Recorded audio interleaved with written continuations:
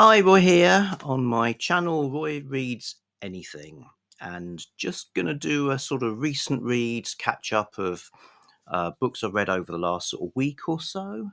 So during that time, for part of it, I wasn't actually well. So I'm not used to being ill. I'd forgotten how to do it really. But it was weird. So for 2 or 3 days, I could barely read anything, and it took me all that time to read one short story from this book. Victorian Ghost Stories, an Oxford anthology, which is quite an old collection, but a really good one if you're looking for a second-hand book with a bunch of Victorian ghost stories in it. This is from 1991, edited by Cox and Gilbert, and you get useful introduction and stories by the likes of Elizabeth Gaskell, J.S. Lefanu, Charles Dickens, Henry James, George MacDonald, Wilkie Collins, and then some folks who used to be like writing superstars, but maybe less like household names now, such as Charlotte Riddell, who was an Irish writer, and she wrote, I think, 56 books. 5 of which are supernatural novels, and also enough short stories to fill an anthology as well, a collection of her weird fiction. The one in here is called The Open Door, and it was really good, especially if you read it with a high temperature and a fevered brain over several days. Yes, but good. I definitely want to read more Charlotte Riddell. I'm pretty sure I've got a whole collection of her stuff, which is good. Also read The Sleeper Awakes, H.G. Wells. So a science fiction book, one of H.G. Wells' lesser known SF books, and this is a pick for Roger's Cheap Old Book Club, which you see manifested on the channel of Michael K. Vaughan. So a fairly short novel, interesting idea. So this guy basically goes into a kind of trance, and in the late 19th century, and wakes up in 2100. So it's 203 years later. He wakes up, and everything has changed, obviously, with the progress of society and technology. As foreseen by H.G. Wells, lots of prophetic stuff, actually, but also effectively because of the way compound interest works and the machinations of capitalism, he is now titular master of the world. So he wakes up in this bizarre situation, but it's not an unalloyed pleasure, because there are different factions and revolutions going on, and kind of rights and wrongs of things. So it's okay. I mean, it's not primo H.G. Wells. Like I say, the prophetic stuff is really interesting.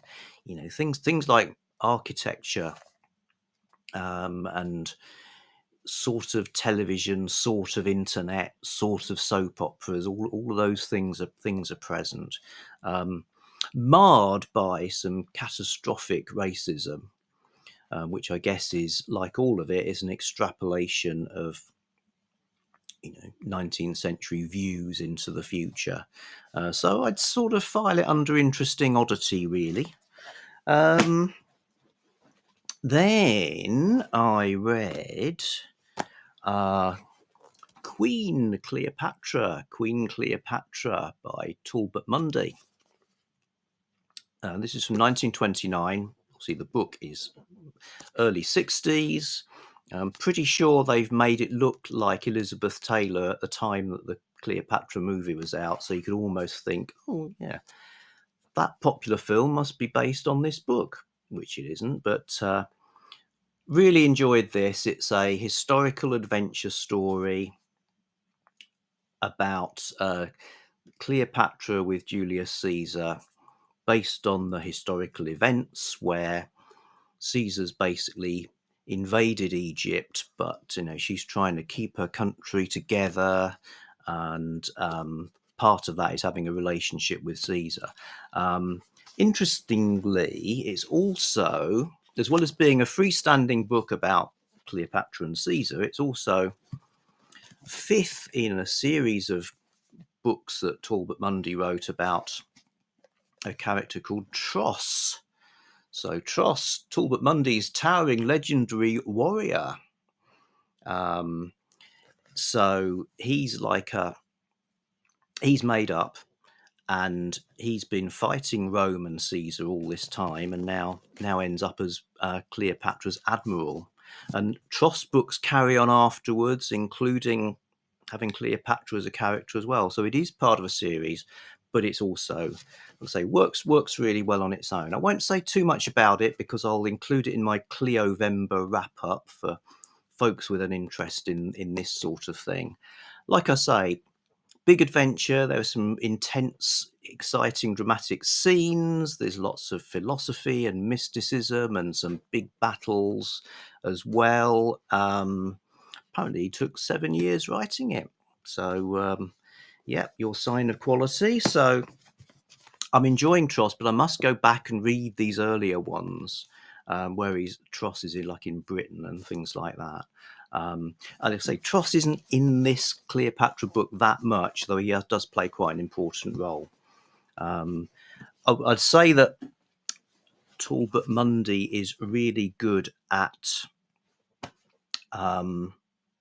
writing about powerful people with their own distinct personalities and flaws and how they interact with each other. And also that he's really good at creating character in a sort of show not tell kind of way. Yep, good stuff. What else has there been? There's been Silver Nitrate by Silvia Moreno-Garcia. Silver Nitrate. Really enjoyed this a lot. It's I think what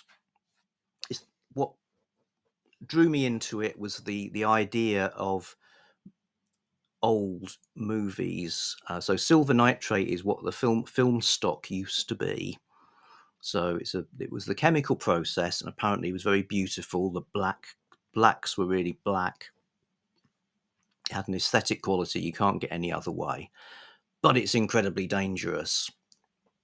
In fact, I've seen a little bit of Silver Nitrate film being thrown on a bonfire, and the blazing conflagration that results from that.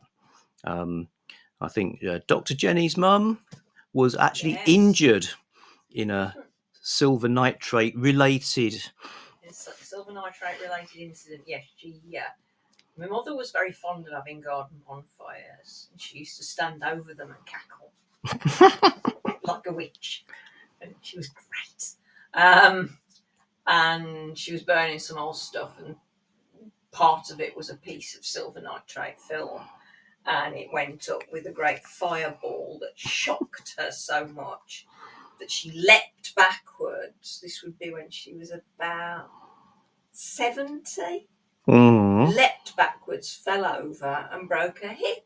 Ooh, bad one. And was it after Dad had died? Anyway, she crawled back into the house with this broken hip and crawled up the wall to get the phone and phone for the ambulance. And yeah. So, don't burn Silver Nitrate film stock. Health and safety advice there. Just don't.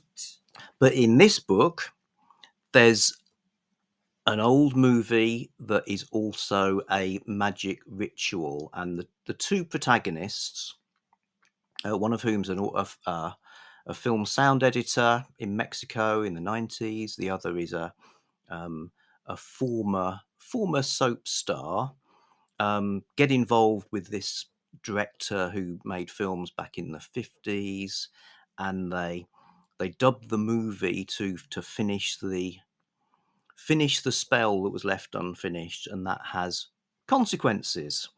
And it's pretty exciting. I'd say it's one of those books where the setup's great, once you know what's going on, it then becomes a bit more of a straightforward, okay, there's jeopardy, there's chases, there's fighting creatures, and oh no, how are they going to do that? So it ends up a little bit more straight down the line, and then there's an ending which I know is not to everybody's taste, but niggles aside, it's a great idea.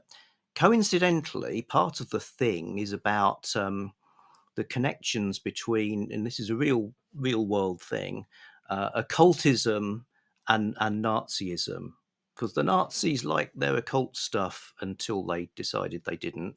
So there was a whole sort of interweaving of sort of secret societies and some occult ideas with the development of Nazism, which we had just heard about in Haunter of the Dark, the Lovecraft Investigations. It's a modern day dramatized podcast connected with Lovecraft, but it's not adapted, not directly. Well, I suppose they are adaptations of the stories, but it's got other stuff in it as well. So we were hearing about the Nazis and the occult in that, and then it's in this as well. So, 1, do not burn Silver Nitrate film. 2, do not let your occult practice edge over into the world of Nazism. Those are my tips for today. Wise advice, mate. Yep. So Silver Nitrate, yeah, pretty good. Certainly recommend reading it. What else? And then, bizarrely, having said in our A to Z hot or not tag that romance was a not, I immediately read a romance book that was great. Really, really, really good. Just summoning up the cover out of the ether. A Christmas Truce by Emma Bennett, which is, it's a bit like a Christmas movie in a book, which is good if that's what you're in the mood for.